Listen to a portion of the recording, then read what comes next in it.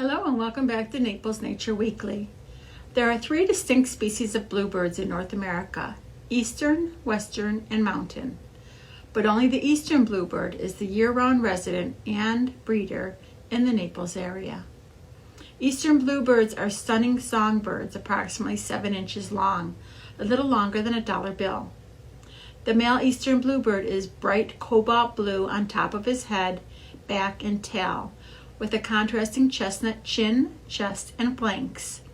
The belly and undertail are white. Females are duller and grayer, and young birds are heavily spotted for camouflage. Bluebirds are secondary cavity nesters. The bluebird's beak isn't strong enough to carve out its own nest cavity in a tree. Instead, bluebirds rely on cavities created by nature or other critters.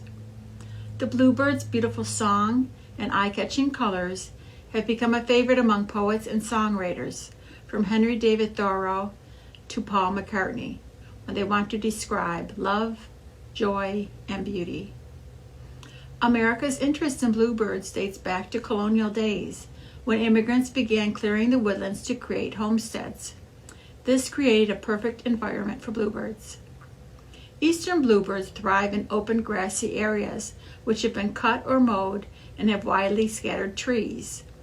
In today's world, bluebirds frequently perch on telephone wires or fences. The immigrant settlers soon began putting out nest boxes to attract bluebirds in order to help combat the insects that were indulging on their crops. Even today, research is being conducted to determine the success of using bluebirds to help control insects on organic farms. In 1850, the English house sparrows were brought into the United States from England and released in New York City. Ironically, one of the reasons the house sparrow was brought into the United States was to help control an insect influx damaging trees in New York City's Central Park. Unfortunately, unlike the insectivorous bluebird, 96% of an adult house sparrow's diet consists of grain and weed seeds. Like many birds, bluebirds lay their eggs one every day until they are all laid. The female incubates the eggs to maintain a temperature of 99 degrees. Once they are born, they still need to be kept warm, depending on what the weather is like. At this point, it's a race to get as much food into the babies every few minutes by both parents to assist in their rapid development. In less than 2 weeks, the chicks grow at an alarming rate, become almost the size of their parents, and many times weigh even more. With so much eating by the chicks, the parents need to maintain a tidy nest. This is done for several reasons: to keep the chicks healthy and to remove the waste from the nest, often to avoid attracting predators to their nest, like snakes and mammals.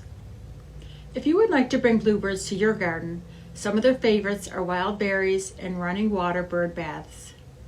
Many Naples residents have been successful bringing bluebirds to their property. I have to admit that I have only seen a bluebird at the Corkscrew Swamp Sanctuary. Now that you know what to look for, my hope is that you can get close to, see, or hear one of these special birds. Check out this media that is available through our e-resources. Do you need help with your downloads? Just visit your favorite Collier County branch library for assistance. Stay well. See you soon.